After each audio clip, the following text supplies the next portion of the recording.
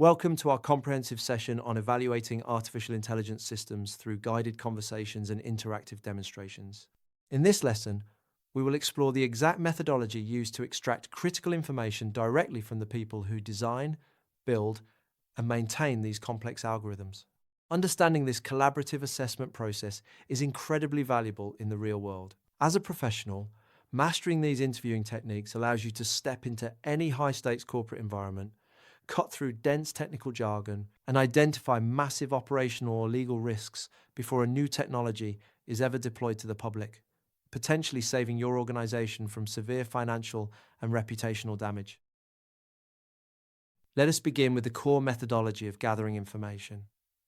When evaluating a system, we do not just rely on written reports. We start by asking for official documents, but then we sit down with the actual stakeholders to see the system in action. This is a phased approach where we review the paperwork, request a live demonstration, and then ask targeted questions to the personnel responsible for the technology. We conduct these demonstrations multiple times throughout our evaluation to confirm that the internal safety checks are actually working. Think of this process like buying a large commercial bakery. You start by reading the financial statements and recipes, which is the document review. Then, you walk through the kitchen while the bakers are working to see if they actually wash their hands and measure the flour correctly. Finally, you interview the head chef to understand their daily routine and uncover any hidden problems with the ovens. The first major category of our evaluation focuses on the business context and overall project risk. We must identify the exact purpose of the technology and the specific problem it is trying to solve. We ask if a formal business case was created to justify the financial investment. It is crucial to determine who the intended users are and whether those specific groups were actually consulted during the design phase. We investigate the underlying assumptions made about the market, what regulations apply, and who is ultimately accountable if the system makes a disastrous decision. We also look at a document called a risk register, which is simply a master list of all potential problems that could go wrong with the project. We ask about the exact methodology used to assess technical, ethical, regulatory, and societal risks. We must know whether the system could create positive social impacts or negatively harm individuals, communities, the environment, or violate human rights. Finally, we check how these risks are fixed, how the project ties into the broader company risk management plan, what continuous project reporting is required, and how risks are reassessed throughout the entire life cycle of the system. Consider building a massive hydroelectric dam. Before pouring concrete, you must ask who needs the electricity, if the local townspeople were consulted, how it will impact the local fish population, and who takes the legal blame if the dam overflows. Next, we evaluate the data collection process. Data is the fuel that makes these systems work, and we need to know exactly where it came from. We look for a data register, which is a detailed inventory cataloging all the information used to teach the computer. We ask how this raw material was acquired and what specific methods were used to evaluate its quality. Crucially, we investigate whether the organization obtained proper legal consent to use this information. We must verify that the team strictly followed all internal company policies as well as external government privacy regulations during the collection phase. Imagine you are running a high-end restaurant. You cannot just buy meat from an unknown supplier. You need a clear inventory log, you must verify the freshness of the ingredients, and you need certificates proving the farm adhered to all agricultural and health laws. After the data is collected, we move to the model assessment phase. Before the computer learns anything, the data goes through preprocessing. Preprocessing simply means cleaning up the raw information and removing sensitive personal details to make it anonymous. We ask exactly how this anonymization is validated to ensure nobody can be secretly identified later. We check if the dataset is large and diverse enough to represent reality, and how the team identified extreme or weird data points, known as outliers. Then, we examine the algorithms, which are just the mathematical rulebooks the computer follows to solve a problem. We ask why specific rulebooks were chosen, if they were built internally or bought externally, and if central algorithm and model registers exist to track them.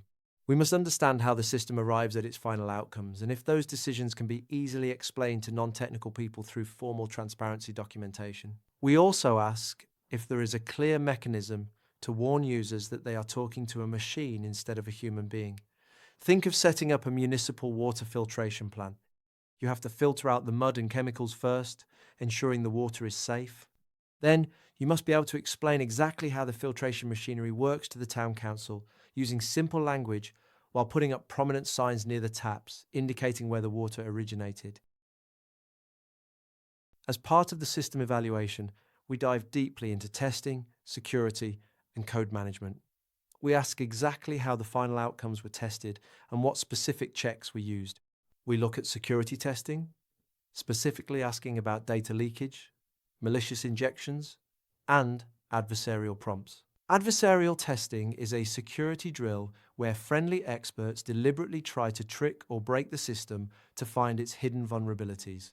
We check if they use automated testing frameworks and what the results were.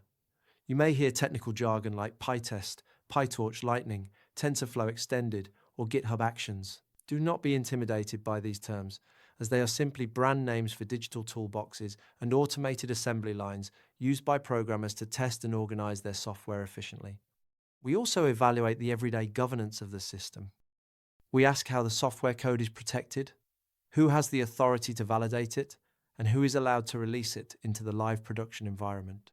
We check their version management controls, which is a systematic way of saving and tracking different drafts of the software over time.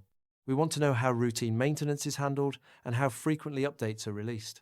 Most importantly, we ask if a human being is involved in the decision loop and if they have the power to step in and change the machine's decision.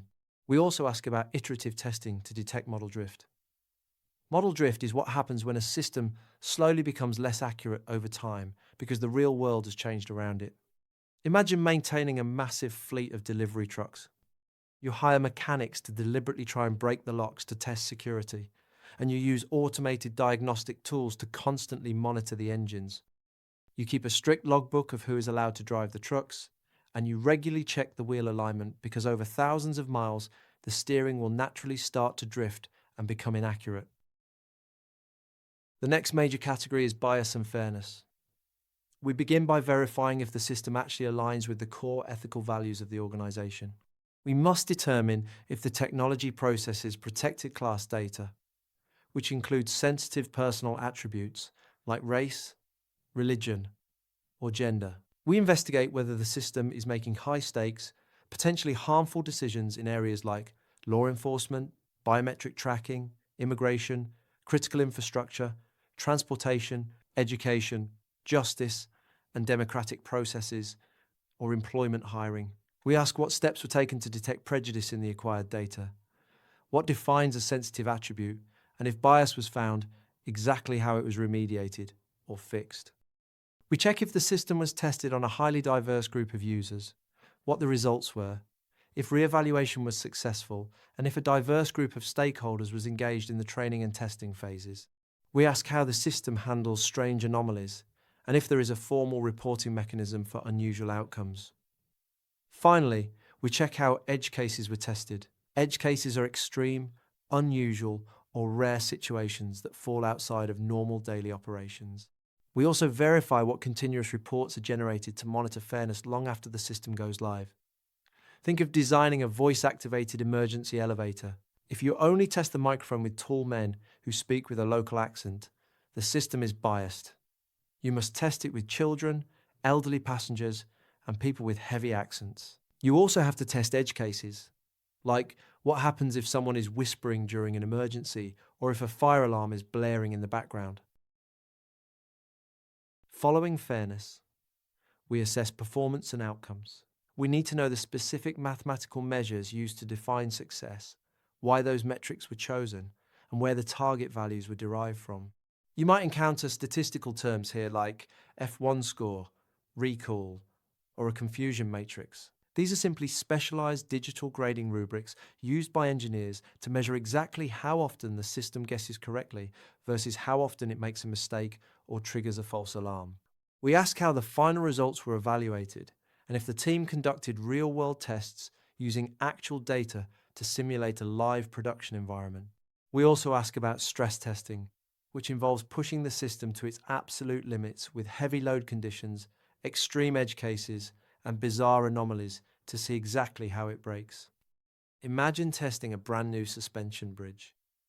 You do not just drive one car across it.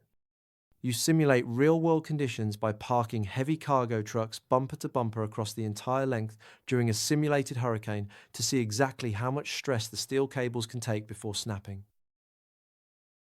The final area of our evaluation is the compliance assessment. We ask the team how they figured out which specific global laws apply to their project, and if they maintain a central compliance register to track all these rules. We check how they report their legal standing, to whom, and how often. Depending on the jurisdiction, such as under the European Union Artificial Intelligence Act, organizations may need to formally notify a market surveillance body when a system is deployed for use. We check if they are required to do this and if they have completed mandatory conformity assessments to prove their legal compliance. Beyond corporate rules, we fiercely protect consumer rights. We ask if citizens are clearly informed about their rights when a machine makes a decision about their life. If a system makes a decision, we ask if there are clear mechanisms for that person to contest the outcome with a human being. We ask if users have the legal right to completely opt out of the automated process. Lastly, we verify the exact procedures the company has implemented for reporting major security incidents or data breaches to the proper authorities. Think of operating a major commercial airline. You must keep a strict log of all aviation authority safety checks. If a passenger is bumped from a flight by an automated ticketing kiosk, they must have a clear path to complain to a human manager at the desk. And if there is a severe safety violation, you must have an established protocol to instantly report the incident to the National Transportation Board. To recap our session, conducting thorough interactive evaluations requires us to examine every facet of a project. We investigate the initial business justification, the ethical sourcing of the training data, the rigorous stress testing of the mathematical engine, the ongoing protection against bias, the accuracy of the grading metrics, and the strict adherence to global laws and consumer rights. By asking these exhaustive questions, we ensure that powerful technologies are deployed safely and responsibly. All the important topics, vocabulary, and concepts from this session are covered in the multiple choice questions on RooCloud.com. I recommend that you solve the chapter-wise questions there to reinforce your learning and test your readiness before moving on to our next session. Keep up the great work, and I will see you next time.